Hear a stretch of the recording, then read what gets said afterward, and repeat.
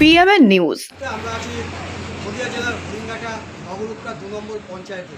আর এই পঞ্চায়েত থেকে আজ কৃতি ছাত্রছাত্রী এবং বেশ কিছু ক্রীড়াবিদদের হাতে সম্মান জানানো হলো এবং ছাত্রছাত্রীদের হাতে তুলে দেওয়া হলো বই। পঞ্চায়েত প্রধানের কি উদ্যোগ আমরা সরাসরি তাদের কাছ থেকে জেনে নেব যে এই পঞ্চায়েতের পক্ষ থেকে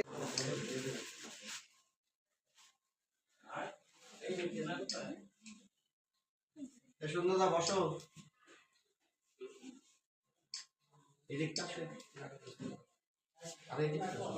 আমাদের তো বলতে আমার দাদা সবাই আশীর্বাদ দেওয়া করবে যেন বড় হয়, দেশের সুনাম অর্জন করে। এটা পুরস্কার না, এটা আশীর্বাদ।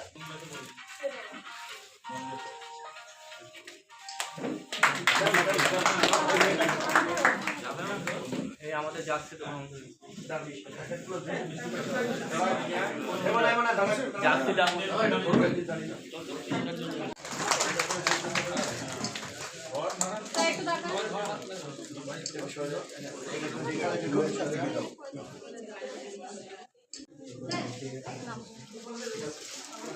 মেয়েকে দাঁড়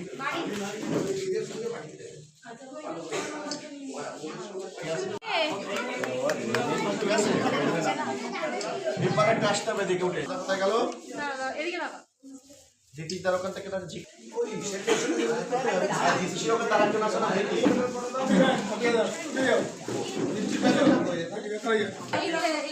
ঠিক আছে দেখি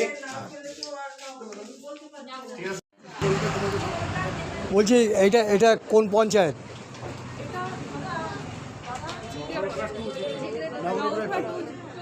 এই পঞ্চায়েতে কেন এসেছো তুমি? এখানে আমি উশু গেমস খেলি, সেটা এখান থেকে আমাকে কি মানে কিসের জন্য কেন কেন করা হচ্ছে, সহযোগিতা কেন করা হচ্ছে? তুমি খেলাধুলা করো? কি খেলো? কোথায় কোথায় খেলেছো, কোথায় এর মধ্যে? আমি খেলো ইন্ডিয়া খেলেছি, স্কুল গেমস ন্যাশনাল খেলেছি। তো আজকে এই পঞ্চায়েতে কিসের জন্য ডেকেছে তোমাকে? আজকে এখানে আমাকে সম্মান দেওয়া হয়েছে। কোথায় বাড়ি, কোথায় তোমার? থানসা। কি নাম? সেরিনা কাকি। কোনো এই এলাকায় পঞ্চায়েত এলাকায় যদি কেউ বই না কিনতে পারে, সেরকম যদি কোনো গরিব মানুষ থাকে, বই কিনতে পারছে না, পড়াশোনা বা খেলাধুলা কোনো সরঞ্জাম কিনতে পারছে না, আমরা দেব আমাদের সঙ্গে, আমাদের 2 নম্বর গ্রাম পঞ্চায়েত আমাদের সাথে যোগাযোগ করবেন। আমরা তাদেরকে পুনরায় আবার নতুন করে আমরা তাদেরকে বই বা খেলা সরঞ্জাম দক্ষিণ চান্দার দক্ষিণ চান্দার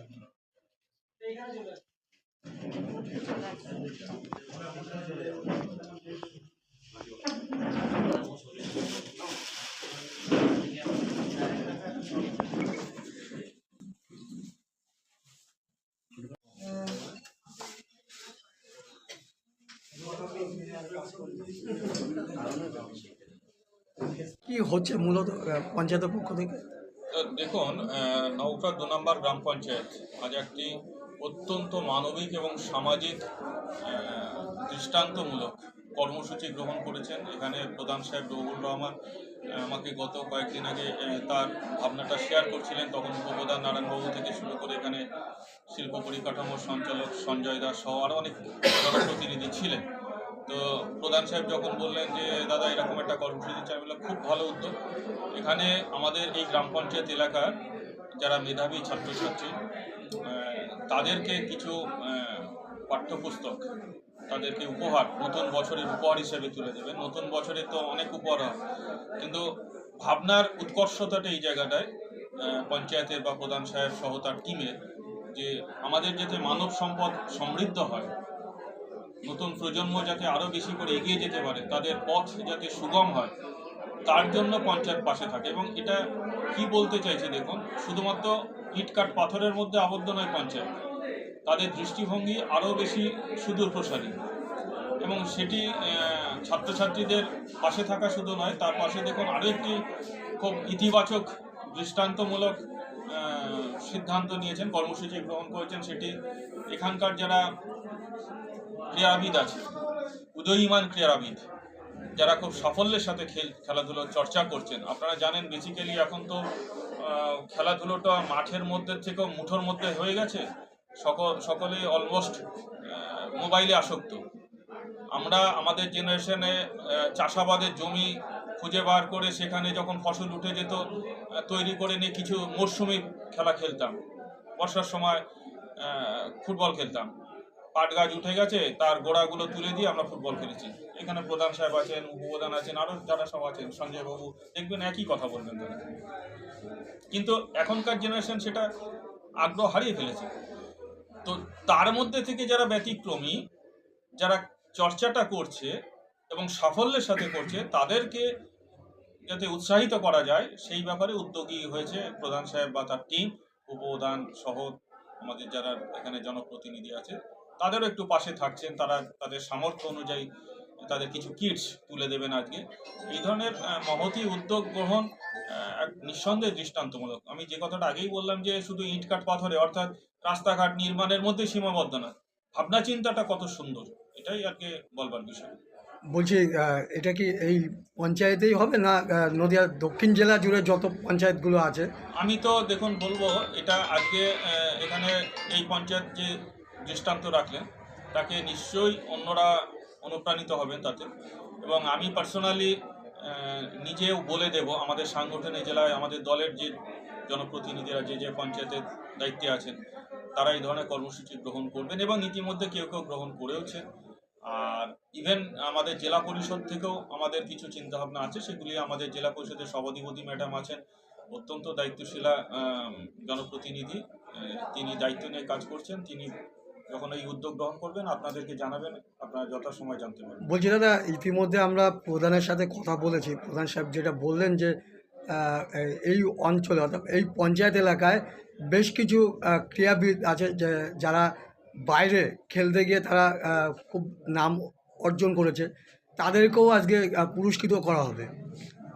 সেটাই বললাম যে যারা উদীয়মান ক্রীড়াবিদ, যারা শুধুমাত্র আমাদের এলাকায় খেলছে সুনামের সাথে তা নয়, আমাদের এলাকার বাইরে গিয়ে ডিস্ট্রিক্ট খেলছে, স্টেট খেলছে, নট ইভেন স্টেটের বাইরে যাচ্ছে বা ইভেন দেশের বাইরে গিয়েও তারা পারফর্ম করেছে, তাদের এরকম আছে, তাদেরকে সম্মানিত করা হয়, উৎসাহিত করা হয়।